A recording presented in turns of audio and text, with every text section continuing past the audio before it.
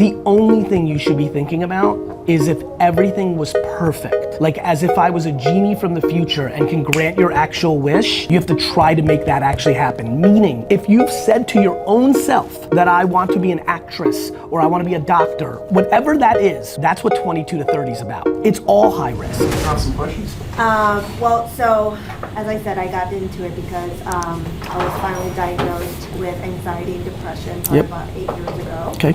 And it's helped me a lot. And then the farm bill was passed. Yep.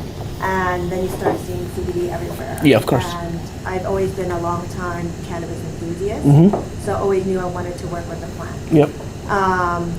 Saw a void in that a lot of people do not know how to consume properly. And that's why I started my company. They also don't know what to look for in a product. So that's why I do the curation. And recently, with New York being passed for cannabis, I wanted to open a dispensary. Did you apply for a license? I can, and I had a business partner, and up until 2 months ago, we just stopped because she didn't have enough runway. Yep. As do I. Yeah, I get it. She had her own CBD brand. And so... It was also an obnoxiously competitive process. Correct. You know, and those licenses are worth $1 trillion. Exactly. And that's why we decided to stop. I get it. And makes also, sense. It was hard to let go because it was like my lifelong dream, but I now realize with 2 kids, also quality of life, yeah, retail sucks. Yeah. Like for quality of life. Like it's still my favorite business, like, but it is definitely not the quality of life business. Like retail's a challenge, no question. The good news is you're still a young woman, and like over the next 20, 30 years, the way licenses and locations and states open up, if that's an itch of a lifelong dream that you have, it will only get progressively easier for you to achieve that. It depends, you know, it may require you in 20 years moving to a state where there's unlimited licenses, but it's real. I mean, for example, New Jersey, you own your liquor license and you can only have 2. New York, you don't own it, you just apply for it and everyone has one. So like, it'll be interesting to see which states do what over the next 10, 15, 20 years, but you know, as hard as it was to get in New York right now this time, inevitably in 12 years, it'll be the easiest thing of all time in Pennsylvania or Ohio or New York or New Jersey or da-da-da. So keep that in the back of your mind. Okay. Keep going. And also, so I'm trying to get onto the THC cannabis side while sustaining my company, which sells predominantly CBD. And what about the service itself? The service itself, I offer consultations. People book online. Yep. And what I do is walk them through the basics, such as how does it work with your endocrine. Is it a free consultation? Right now it's a free consultation, and I know I'm supposed to monetize on that. It's not necessarily. It's back to even some of the, like, you know, yes and. Okay. You know what I mean? Yeah. There is no right per se answer. There's a couple different ways to think about it, but keep going.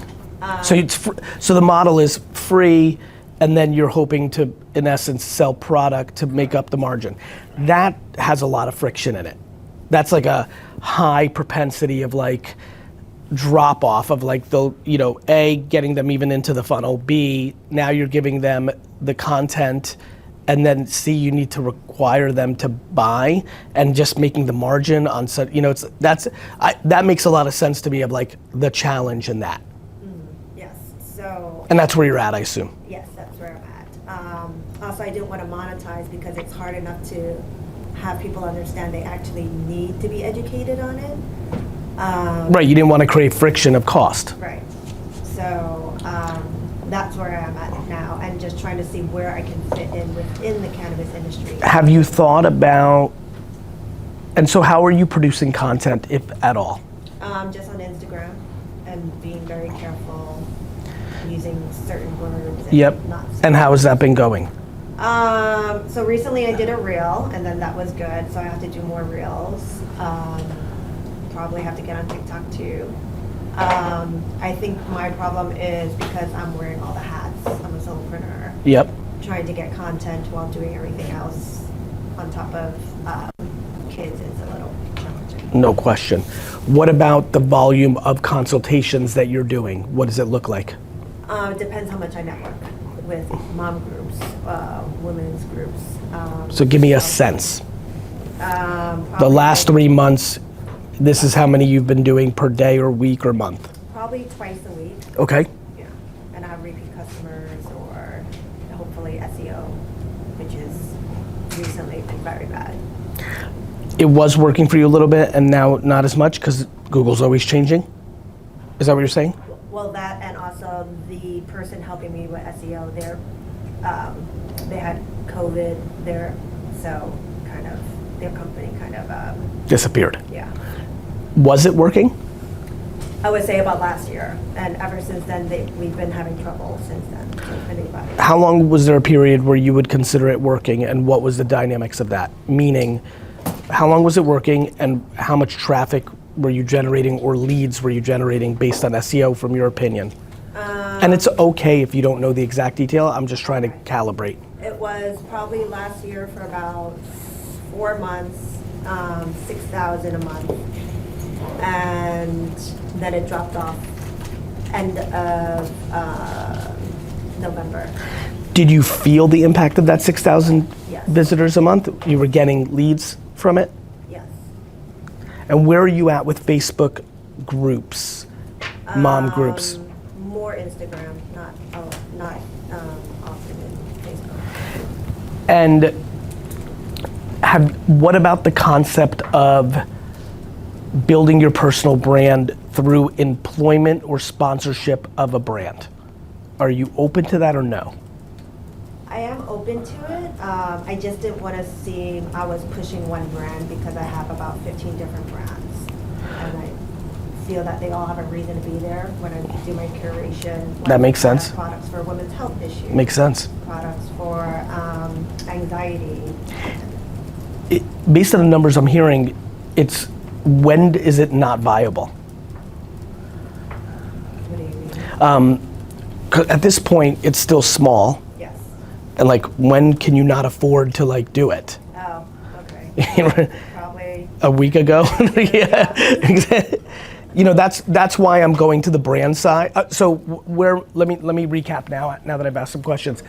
The reason I asked about the brand side is it's kind of like you gotta fly the plane while you fix it, right? So there's a couple things that are running through my mind. One, when I hear those kind of numbers and the business model, I'm like, oh shit, she's not making any money, right? And so, okay, one, what do we do about that? Because I don't know savings or how you're doing all of this, right? But I know that even when people have savings, losing money each month eventually plays itself out. So there's either the expertise that you sit with in your mind is your value. What you know and how you communicate it is your value prop. You being a platform to curate for humans to come in for consulting and being completely agnostic to product is exactly right. It's the admirable thing to do and it's the best way you can help someone.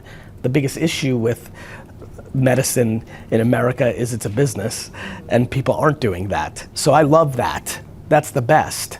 What I'm concerned about is you don't have a viable way to like sustain and do the best for people. So where my brain goes is a couple things. One, you have no shot to do what you're doing now unless you go 360 on your content output. Okay. Right? Like even the thought of like the sentence of I did a reel makes me want to jump out the window. You know what I mean? Like even when I heard it, my skin was like, that's the worst ever. You know, because that lends itself to, and by the way, I'm incredibly empathetic and very much understand kids, the consultations, like I get it, but it's a chicken and egg game. Unless you produce content at grand scale, that it's your number 1, 2, 3, 4, 5, 6, 7, 8, 9. Content over consultation for a year is how you could actually pull this off if you decided to keep going about it the way you're doing it. Okay. There is no shot without it. It is the oxygen and the driver, Okay. right? So, couple things on that. We'll go through that path first because it helps everybody here, including yourself, and then we'll go into a more, is that even viable? But let me attack that right now. So, The biggest elephant in the room, and this is gonna be a big aha for everybody, including the Sasha Group, because they're about to hear it from me as well, as is every VaynerX company. Yesterday, in a morning meeting, me and my team made the decision that Instagram is now the 5th most important platform for my personal brand, going from number 1. That's like dramatic. So when you are a solopreneur, especially in cannabis where you can't run ads on these platforms, you must win on organic. Forget about the fact that you have to be incredibly careful with cannabis because the organic can be taken down and the account can be banned, so we'll put that on the side for now, but we'll get back to that in a second. For you to succeed, you have to think about, first of all, you need a pillar piece of content. So you have to either have a show or a podcast. You actually can't survive in the model you have for now without it, because even if I get you to do what I want you to do, which is to win on, get ready now everyone, Facebook, TikTok, YouTube Shorts, LinkedIn, and Instagram, if I want to get you to win on Facebook, YouTube Shorts, and TikTok, you could be banned on all 3 platforms. You could amass 150,000 followers on each and then have it taken down because of and everybody in cannabis is mad at the platforms. I'm not. This is government federal regulation. They want your money. Facebook is very interested in every cannabis company's, Meadows will take every cannabis company's dollars for ads. It's that they can't when the government winds blow left or right or indifferent. What can't be taken away from you is your podcast. So you have to have a show where you interview people, right? Where you just talk. If you look at the GaryVee audio, one of the things that crushes people with shows is the production. They think they got to put on a big, when I say that for a lot of people, and maybe including yourself right now, it's like, fuck, that's like a lot. It really isn't. It can be as easy as taking your iPhone, hitting record and talking. If you look at my podcast, that's what it is. As a matter of fact, the #1 comment about my podcast is the sound quality, because it's all over the place. It could be from anything. Like, I'm not making a podcast, I'm making audio that happens to go on my podcast, and sometimes it's a 1 hour, 30-minute keynote that I gave in Sweden, and next time it's a 4-minute, 10-second clip from a piece of social media ripped audio, right? I think you need to think about that, first of all, that your personal brand is your business. Right, if you think about how I built, how he was just talking about, you have to start there. Okay. You can't be in SEO sales or get into you're in sales mode, and I need you to be in brand mode. Okay. SEO is subconscious sales, it's intent marketing. I want to buy, it's sales, right? Networking is sales. It's more sales than brand. What I want you to do is put out all the brilliance in your mind into the ether, and then having that be the gateway drug, pun intended, to the opportunity for you to do business. Okay. Got it? Mm-hmm. I want your accounts to be tight and you putting out tons of content. Random thoughts, if you look at something that I want to do more of that I did for a couple weeks, I tested it earlier this summer, is my morning walk talk. It was literally whatever was on my mind, camera, post, right? And it was very, very strong and performed quite well. Thank you. Can you take this one? Yep. This was a sad effort by me. You're gonna have to do that. Okay. The reason I bring up interviewing people is, for a lot of people, it's hard to come up with so much new stuff to talk about. And I'm empathetic to that, which is why I always tell people to interview people, because then you just say, what's your problem? I mean, it's what you do for a living. Mm-hmm. What you do for a living is ask a series of questions, hoping they give you the most honest answers so that you can then prescribe to the best of your knowledge, right? Mm-hmm. Half your battle is to get them to break down their walls, to give you insights, to get to the good stuff, mm-hmm. right? Mm-hmm. I think you have to really go there. If you don't go there, I don't think it's viable. I don't think you're gonna get there and then you're gonna have to do something else financially. Which gets me to why I asked you, is it okay to potentially one of these 15 brands for you to be a brand ambassador for a little piece of time to collect some more savings so you can run them in parallel? One of those 15 brands, especially, one of the great things about conscious brands is they're either fully full of shit or not. And what I mean by that is not that they're full of shit, it's that they care about their issue, they care about their biopic issue, they clean stuff, but they might not, like, what I love about the world right now is everyone's chosen their one or two things to be awesome about and a great human and altruistic, but then are oftentimes not awesome about other parts of the world. I'm curious of these 15 brands, which one of them would be thrilled for you to be a brand ambassador for them, but also, because they're good human beings, be okay with you building your own personal brand and sometimes recommending not their brands. My belief is that 12 of them would be like, go fuck yourself. I'm not gonna let you promote my competitor's product because they're not altruistic on that point of view of like humanity. They are in a different way, but 3 of them would be, and of those 3, maybe now all of a sudden you get a $50,000 a year consulting gig to be a face for them, but you don't have to compromise what you do on the side, and that cash flow over time lets you, if you do what I told you in the first part, you can eventually at some point leave that and go back to this. Got it, okay. Right, like I think one of the things that people really struggle with in this exact moment is the theoretical mental step backwards to keep going. They'd rather like just go out of business. I always find that fascinating, that they'd rather see this because you're doing it yourself, I'm a solopreneur, and just do it until it dies and go get a job, versus coming up with like one step backwards on the way they see it. It's not an actual step backwards, it's a one step backwards on the way they see it. And so I'm trying to get you to like look at it from a different angle that might allow you to keep having oxygen to achieve your goal. Right, okay, But this will stop and start with your ability to produce content, okay. period. That's gonna be it for everybody. Otherwise, there's a million of you.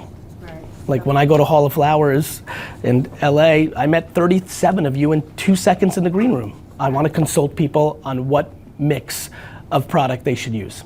I'm like, that's right. It's called doctors. Like, it's right. It's very right. But you're gonna have to compete with everybody for attention, and the only way to do that is content.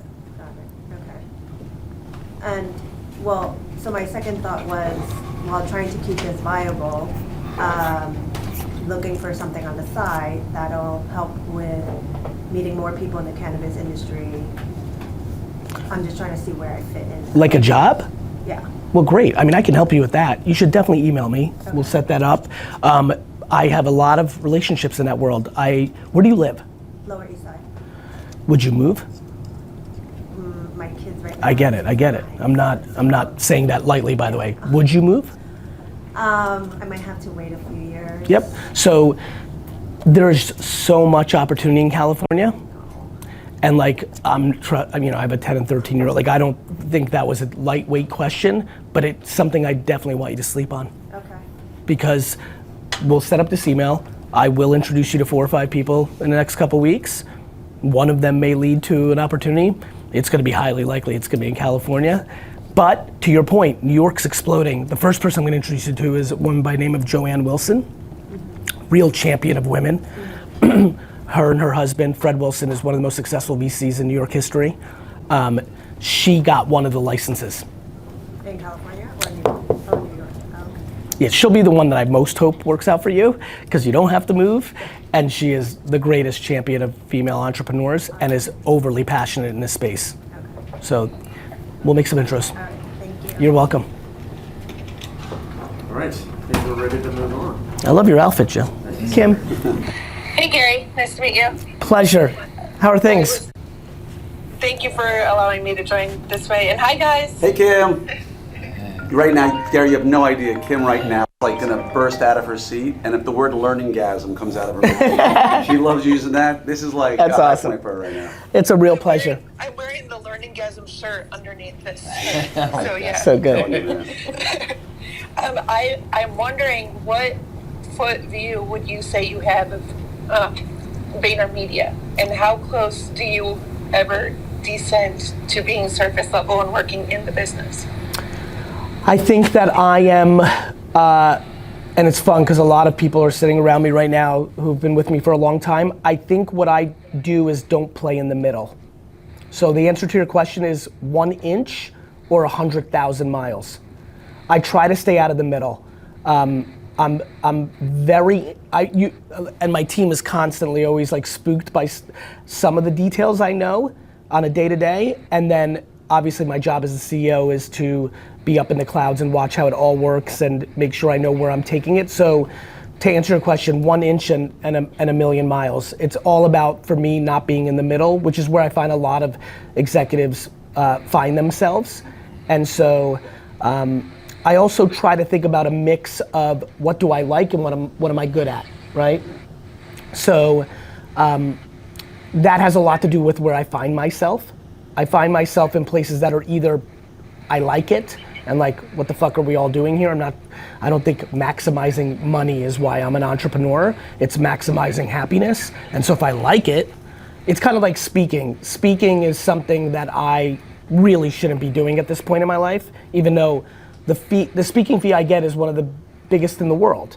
And like every day I book a speaking fee, I immediately stop for 1 second and like laugh with myself that I cannot believe I'm getting paid to speak for an hour more than I got paid the first 6 years of my career, working every day. And yet I still shouldn't do it, but the only reason I do it is because I genuinely like it. Like it's fun, like I like the feeling. It's like being a performer, right? You like it.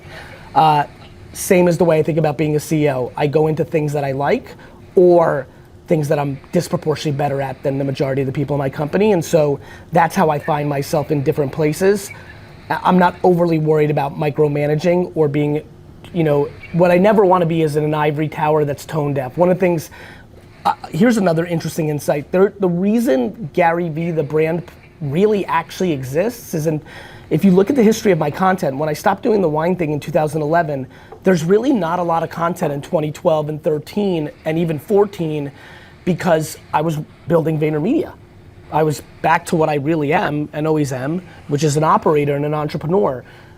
It was that in 14, I started to sense for the first time that I wasn't close enough to the work, the social media content and the media spend. And it was the first time I found myself saying, wait a minute, like when I started Vayner in 09, everything, I was doing it all for Wine Library and for myself, so it was easy for me to tell Pepsi and Campbell's and the NHL what to do. In 14, I was still doing it, but I felt for the first time that I was 90%, not 110%. And so I said, fuck, the only way this is gonna work is if I build my brand and I do it every day like I did with Wine Library TV. And that's when I started the Ask GaryVee show. And that's really when what everyone sees today about GaryVee started that moment when Steve Unwin and D-Rock and Indy, like when we started that whole thing. And so I stay, like one of the things I'm most proud of is I'm ready for a debate around media and creative with every single person that works at VaynerX because I'm so close to it. So in the craft of what we do for a living, like the product we sell, I'm the closest. But in the fact of like, James and I had a 15-minute meeting yesterday to catch up on business, which is the first time we talked in 2 months about it, or a month, like he's running it. He's running Sasha, like I'm not in it, I'm there, I'm bat phone, but so, not the middle is the answer. You just said you're looking forward to a debate, or you're waiting for the debate. What side would you take? On what? You mean social media overall? What I meant in my analogy was somebody talking about like what works on LinkedIn right this second from a media or creative standpoint, or how do you get virality on a YouTube short right this second. My strength in that game is ridiculous for somebody who is a CEO of a company. As far as the overall debate, I'm massively pro social media. Everybody who shits on social media for political and social issues isn't realizing these are empty vessels. The hyperbole around what Facebook does is based in complete falsities, and people have to become accountable. Like I've seen bad things on regular television and in print and in the streets of the world, and I haven't decided that watching people be racists made me a racist. Like I think we have to become very accountable to our actions, and it's very convenient to blame social media. Cool. Thank you for that. You got it. Thank you so much. Kim, we'll talk soon, okay? Thank you. Bye-bye. Bye. All right, so now we've got 25 minutes, Glenn and team. So these guys are gonna pepper you with some questions, and I'm gonna try to save like 3 or 4 minutes at the end of that, because Glenn also has a question about another entrepreneurial endeavor he wants to ask you. Awesome. Yeah. As a true entrepreneur, he's got a lot of ideas. I love it. Makes sense. you know, when I did the Build Yourself brand, whatever it was Yep. called back then, you had an exercise that I tell every young entrepreneur or orthodontist that, because it was told to me 20 years ago, right? I'm 54. In the land of entrepreneurship or modern day, I'm an old fart, right? Yep. But screw that, I don't care. I got a lot of time ahead of me and I'm gonna do 100%. what I can. But I remember 20 years ago I learned it, and I did it once, and then you reminded me to do it again, which was reach out to 10 people from different parts of your life and ask them, what's your biggest strength? What's your biggest 100%. weakness? I kept the spreadsheet, and the same thing kept popping up over and over again, impulsivity. And so now I consciously go out of my way to not be impulsive, right? So Though, as a purebred entrepreneur, it's also your strength. exactly. When your gift is your curse, it becomes understanding how to tame the animal, not to eliminate it. Right. So I stay in the area where I'm in. By the way, 4Ds, this moment was an impulse moment. Remember? I was in the room, yeah. This. Like, I have goosebumps because you just talked about, like, that little exchange means a lot to me. We're in the meta of an impulse moment around cash flow and the bit, like, it just, you can't, like, it's your biggest strength. You've heard me tell I this went story live. 10 times. Like, but keep going. No, but the point is I stay in where I am in, I parking lot the idea, and I ruminate on it. An Yep. hour, a week, a month. And the idea he's talking about is something that's been on my head for 2-3 years, so I'll get to that at the end. I love that. I'm a big fan of where there's smoke, there's fire. I do the same thing.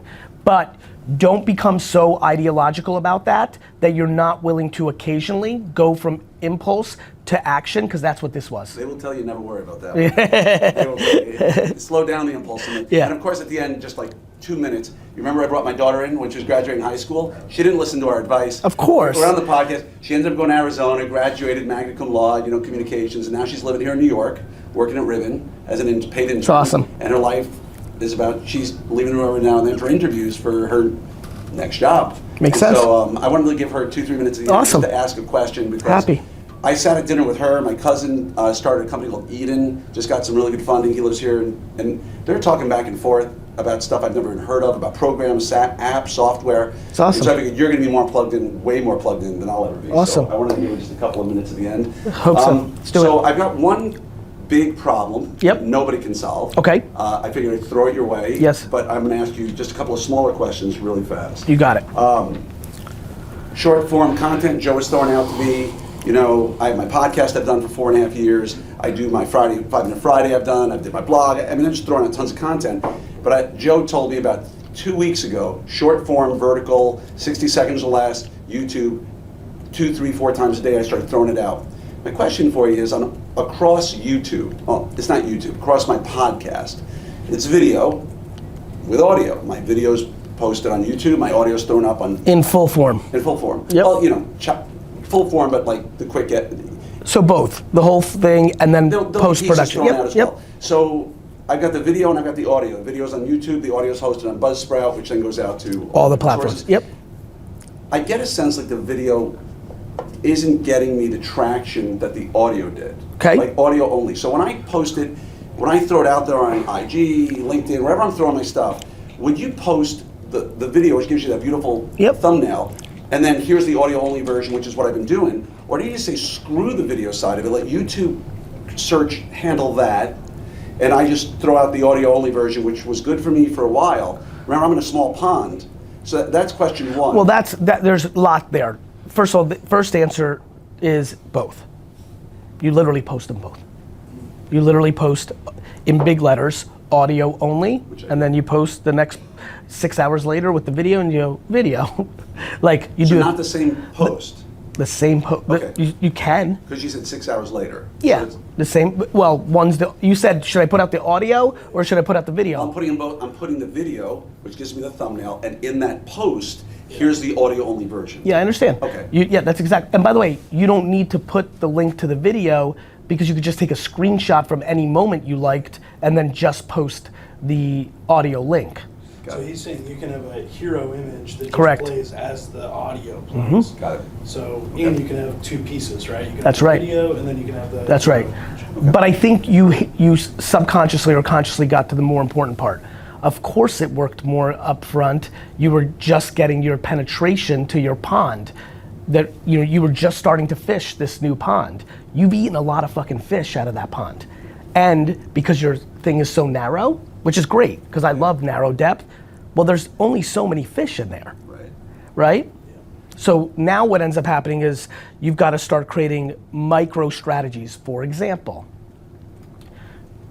what is the content you're making for the kids that are in school to become ortho? Right? That's gonna be very different content than someone who's 17 years into their career and is trying to maximize their profits or their lifestyle or are transitioning. So what you've gotta now do is micro segment the pond. Right? Which is what I've started doing. Good. I've really started focusing much more on the residents, because my demo is orthos are out of school, a year to 12 years, give or take, ages 30 to 42, 43. That's like my demo. Yep. But most people don't realize the average orthodontist is coming out of residency with 5, 6, 800,000 in debt. Yeah. Right? And so getting them ahead of the curve and going, okay guys, you guys get into school soon. Let me teach you how to hit the ground running. Let me show you, I know what you're living. And what you can also start doing, and this is where you can widen your world, you could be talking to them while they're in the process of collecting the debt and what could they potentially be doing. Right. And that's where the narrative is sort of switched at this point in the game. And again, the last question, because again, I don't want to take too much time. This isn't the big problem. But it's hard. Do I chase, what I talk to orthodontists about, I can talk to anybody in this room about. It's the same stuff you talk about. 100%. Right? The culture, the hustle, the plan, right? The team. You should absolutely start flirting with broader content. 100%. It needs to be part of your mix. It's hard, to serve both masters, but... I mean, are you kidding me? The first 50 pieces of business content I made, every comment was, fuck you, stay in your lane, wine boy. The fuck do you know about business? I'm like, Jesus Christ. I was like, that's all I've been doing. I just became wine guy to you because of YouTube. I'm like, I am business. So you'll get some of that. You'll probably less because it's not as big of a jump for you because you've been talking about the business of ortho. You should absolutely mix that in. And I've been doing that. My shorts have been focused on broad. But you need to be insane about Facebook fan page output, number one. The game is back at scale. And that's where I live. So Facebook fan page number one, YouTube Shorts number two, TikTok number three. Okay. You must dominate those three arbitrages. Yeah. How many pieces of content, a day, would you say? Ideal 4 per platform. Per platform? Yeah. 12-ish. On those, and then there's Twitter and Instagram and regular YouTube and LinkedIn. So I can do content creation. Mm-hmm. That's what I love doing. And content creation is more about post-production than actually your time. Well, it really is. If I've got, which again, I'm working purposely to make sure that I've got those moments, those times where you can take pieces and throw them out later on. That's right. Like you talked about it, right? You 100%. wear the same clothes every time. That's right. Right? And so the last little one, which it may not be that little, but I don't think it's huge, is it's been on my mind for at least 3 years now. And listening to you talk a lot about the culture, the social consciousness of a company, I feel like I have to do this. This is keep me up at night, but I'm afraid of the resources it's going to take. I've been trying for 3 years in my head to create something called Embracing Our Warriors, where too many PTSD, injured, hurt vets come back, and the VA doesn't take care of them. They deserve a smile. They deserve to feel good when they look in the mirror. And I've been talking to the VA. I've been talking to the nonprofit folks about developing, because I've got the sponsors or companies that create ortho brands. Yeah. I've got the doctors all over the country. That's right. To be able to develop this nonprofit where a vet can be vetted, legit, like they're a disabled vet, and them and their family can find a doc that we hook them up with, who will get free product from a company. So just crawl. Just get it started. Yeah, it's always worked. When you're winning in one part, it makes a lot of sense because you're playing at this scale over here, that it feels natural to get this thing over here to be at that same scale immediately. Right. And I think, the resources is a real thing. But I think what you do is you just decide today that you're gonna do it for 25 people.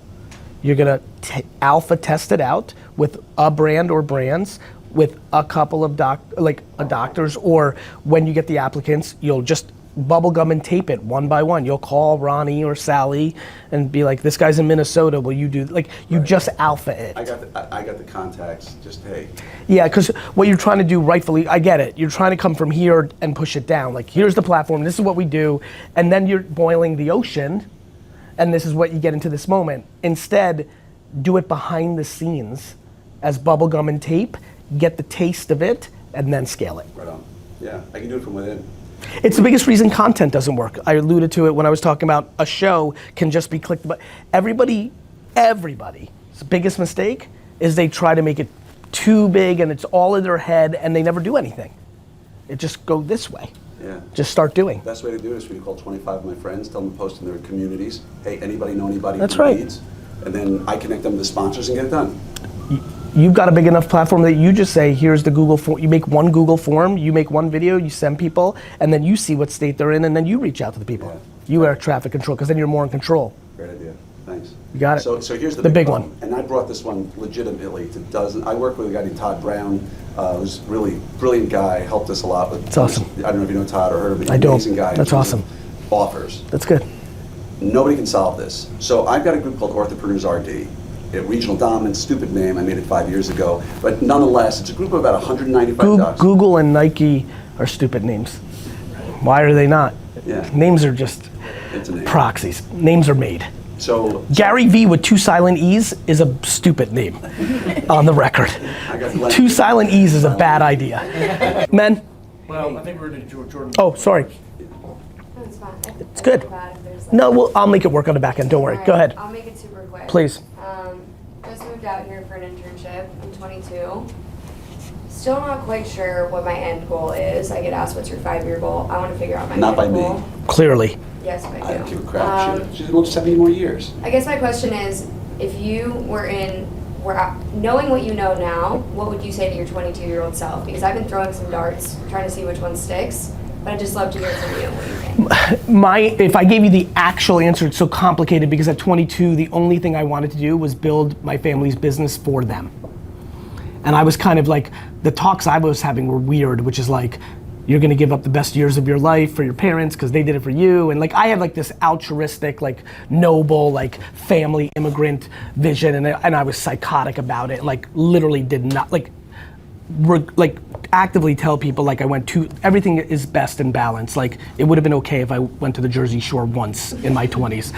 It would have been okay, but I didn't. That's how psychotic I was. I think, but the reason I'm so happy is because I'm gonna give you the answer of what ties that together, which is the only thing you should be thinking about is if everything was perfect. Like as if I was a genie from the future and can grant your actual wish, you have to try to make that actually happen. Meaning, even if you've never said to your dad, only to yourself, not even your best friend, like if you've said to your own self that I want to be an actress, or I want to be a doctor, or I want to be a Supreme Court justice, or an entrepreneur, whatever that is, whatever it actually is, that's what 22 to 30 is about. It's all high risk. It's the biggest fucking falsity that has been sold to kids. Now you've got to actually know what the fuck you're doing. As if. You're actually in the best position ever to execute something that's not practical. You don't need a lot of money to live. You can live with 40 of your fucking friends, let alone 3. You could. You can eat like shit in your 20s, so you can buy dollar food, and like you don't have kids, you are in the most practical place from 22 to 30 to do crazy ass shit, but the world has taught kids that that's the time you're supposed to have it figured out. It's insane. So my advice to you is, whatever your biggest single dreams are that you've kept to yourself, have been scared to even think you could, you've got to challenge yourself to try. And that looks like this. Whatever I just said, if it is Supreme Court justice, it's interning, it's paying a law firm, even though you didn't go to law school, to like be an assistant. Like, people don't understand how life actually works. Like, if you could just get into the game, weird things happen. Right? If it is Hollywood life, like you need to move to LA and like fucking like work for, like it's working for free, which comes in all shapes and sizes. Your dad is a successful business person. You might be able to afford to work free, and that's okay. That's like family dynamics. Work for free is also working at Ryan Reynolds worked at Safeway. That's working for free. That's $9 an hour. Like, that's the theory, right? Like it's zero if you're miraculously in that situation. Most people aren't, some are, it's okay. My kids will be, for example, it's okay. Or minimum wage, but in the thing. Or a shitty job that gives you plenty of hours to be in the thing. I tell a lot of people who want to be influencers to get like a job at 7-Eleven and just make content all day while they're standing behind the register. Like, you know what I mean? Like get a job that's not actually making you do anything so that you have time to do the thing. It's true. I mean, I don't even want to think what people are doing right now that I'm paying them. So you have to go for your actual dream, the one that scares you the most because it's the one you want the most, but you haven't even thought you had a chance to do it. That makes sense.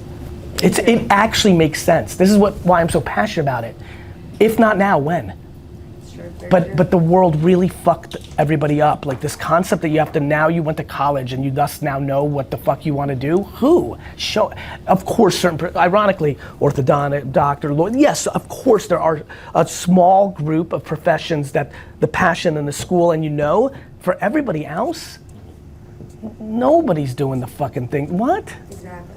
And that's where everybody is. And you guys know your options. You have so many options because of technology. But the real answer to your question is the dream that you haven't even felt comfortable believing in. I love that. Thank you. You're welcome. John.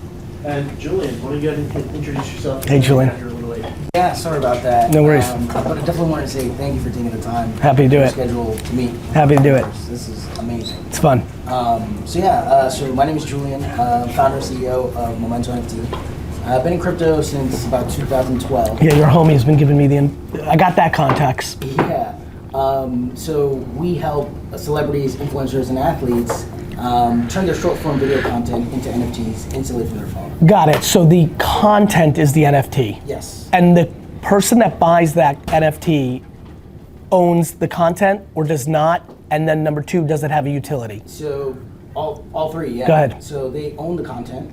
Right, so if I am a housewife that's on TV, there's obviously, there's the version of I get paid through Cameo and I make it, hey Sally, happy birthday, that's one thing. But you're saying if I'm a housewife and I make any piece of content, like reviewing a glass of wine, instead of putting it on Instagram, which is for brand building and awareness, I can put it on this platform and if one of my fans wants to buy it, they can. Right. Yep. Okay, and that gives them the commercial usage rights of it. So that's where we're working towards. But you're not there yet. Right. Yeah, there's a lot to that, which is why I'm poking. Yeah. Keep going. So right now, because you're not fully there and you'd like to be there, but you need some clarities of law and a lot of other stuff and sign off. Right now, it still sits as a collectible, which is okay. I've spent billions on, not really, but like a lot of money on collectibles. So it's at this point, it's still a collectible. Plus, if you're able to negotiate with them to put a utility behind it. So we do have utility. Yep. So the template we sort of negotiate with all of our talent is with utility. So we do anything from live streams to tickets, passes. Love it. Merchandise is really huge. That sells really well. And so all that comes together. It's really like, so what I was telling your team last night was there really hasn't been a like huge phenomenal fandom Web 2 platform. So we're kind of like leapfrogging fandom from traditional meet and greets at the mall to the 1-900 numbers, right, to Web3 now. It's I mean, you saw how I structured VeeFriends. It's my entire belief of what people don't understand. The reason it hasn't happened is the blockchain's technology, as you know, enables this in a way that the internet didn't. Right. I fully agree. It's much more direct. It's around ownership. Yeah, you just know who owns the asset at all times, and you can't do that on the internet. Right. And you can't make a royalty on those transactions. Yeah. So, People are very confused about the consumer blockchain. They don't realize that it is enabling certain things that the internet couldn't, the way the internet enabled certain things that the real world couldn't. yeah. Right now, everybody's into the greed moment, and we obviously know where we're at right now with NFT pricing and where we are in the crypto moment, but that will be 4 seconds or 4 months or even 4 years, but the inevitable is the inevitable. So what's the question? Because I really understand. So right now I'm really just hyper-focused on building a brand, right? Have you been able, when did it launch? So we launched 3 months ago. Okay, good. So you've been in a bear market pretty much the majority. I mean, I'm sure it didn't seem good at the time, but actually it is. So you don't have the problem of people buying them with the thought that it was going to be worth a lot of money. So week 1 and 2, yeah. Got it. We kind of pivoted. Yep. Right, because the idea then was big one-of-ones, right? And we sort of pivoted to higher volume, lower price point. Yeah, what you should spend 100% of your energy on comms-wise and marketing-wise and energy-wise is utility with the collectability being a nice to have if it happens. Because then you won't get into what's probably happening with that small group in your Discord now, which is they're mad at you at what the value of the price is. Sure. Yeah, I feel like for us, that is positioning, right? Like, if you're a fan of someone, I want a ticket from them, I want to live stream with them. That is what inherent, like, at the base of that. As the as the CMO, it is your number one job. It's my number one job. The number one job of the next 36 months is to get everyone to understand everything you guys all thought about with NFTs was always the secondary. You know, the reason I made unlimited, I'm sure you saw it, unlimited videos that 99% of these things are going to zero was because the collectible part was the nice to have sprinkle. It's about the utility, which is why VeeFriends was 100% VCon for 3 years from day one. My timing was better for collectability, which was bad. I was anxious all last year. I was like, these things, I don't want them to be $200,000 a piece yet. Maybe in 30 years if I accomplish everything I want. So this is great, but this is what you have to be. You have to be the company that over-educates of let us tell you what the blockchain's meant to do. It's meant to have this be, clickable, affirmable. That's the key to it. I just clipped a David Letterman, Bill Gates interview from 1995 that I'm putting out on my social ASAP. And Bill Gates is like, this internet, to Letterman, I listened to a ball game on the internet. And the big joke, Letterman's like, have you heard about the radio? And the whole crowd laughs. And that's what's happening now. People are like, well, if they were watching this if we were live streaming right now, all the comments would be like, but you don't need an NFT for that. You can get an email confirmation, or you can use a QR code or a paper ticket. You could, but this technology will enable a lot more things than those things do. Just like the internet did a lot more. You could listen on the radio, but when you listen 5 years later from that clip, because I did so much fantasy baseball, I was listening to games on my laptop and trying to trade players and seeing the visual and there's and that's what you're gonna have to make everyone educated. Sure, you could buy a Cameo, but in 9 years, if you still own that little funny Will Ferrell video from our platform, we may say all Will Ferrell owners tonight, 20 of you have dinner with Will, because we can affirm who has it. Exactly. That's what the technology does. Yeah, and for us, what we're really trying to hone into is those collegiate athletes, those up and coming TikTokers, right? Who knows if 3, 4, 5 years from now they're gonna be the next big celebrity. And if you bought early, you can say hey, you just need to make sure that you talk. Even hearing that sentence from you, make sure you always say. If you look back at how I positioned VeeFriends, which is why it worked for the people that bought it first. Obviously, then it got so valuable, people bought it at a different price point, which I can't control. But if you look at the early thing, I'm pricing this in the way that I see VCon's worth as a 3-year ticket. If there's collectible value, that's added bonus. And that's why that original group was so happy. You've got to make sure that you go that route, because then you'll have a much healthier community and company. You're buying the access, the utility.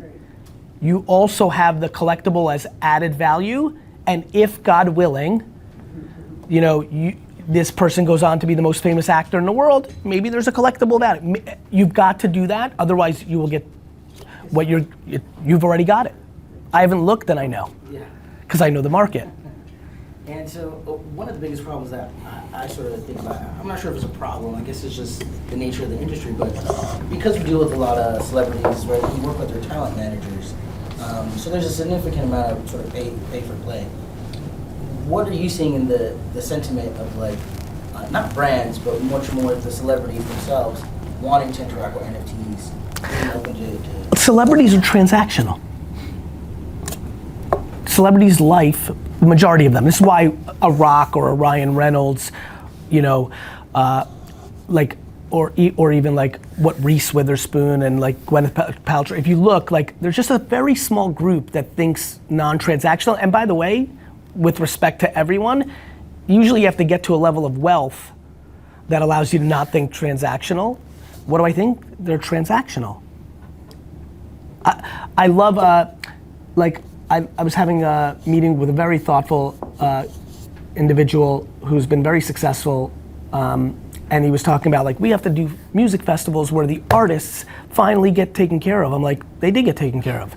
They got paid $8 million to play that set and then they left. They were more than welcome to take $2 million and get a piece of the gate. Celebrities are transactional. Everything they think about is how do I make the most out of this one moment, which is why they've had such a tough time in NFT land. They're not there for the long game.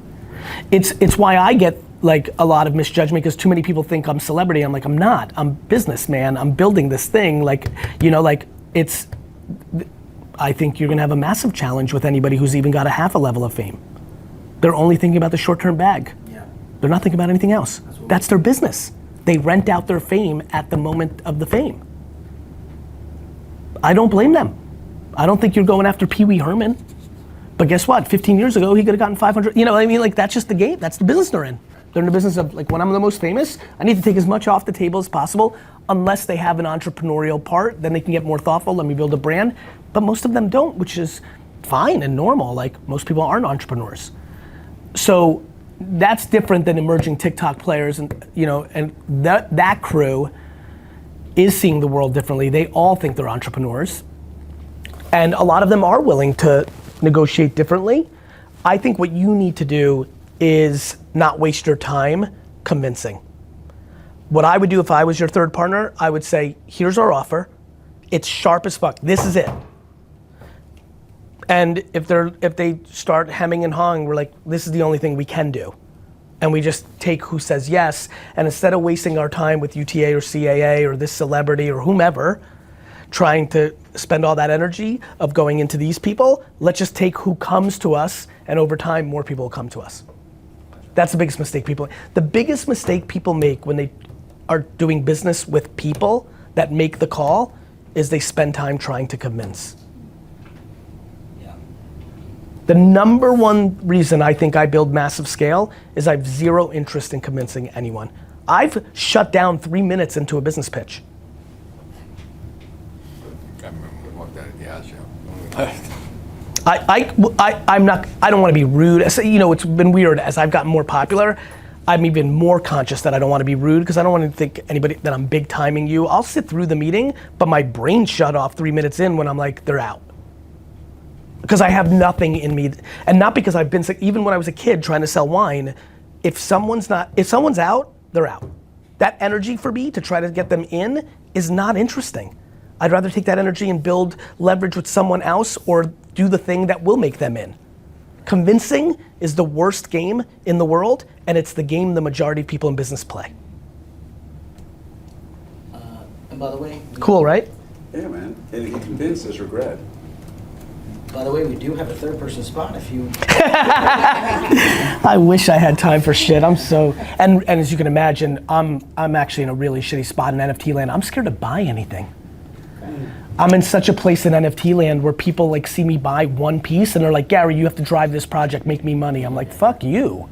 I bought a little thing. I just wanted to look at it. I'm not the fucking CEO of, like, you know, like, I'm in a shit spot. I'm in a very shit spot, which sucks. Like, you know, it was funny, I was really into sports cards. I am really into sports cards. Like, next week I'm going to Atlantic City for the sports card convention.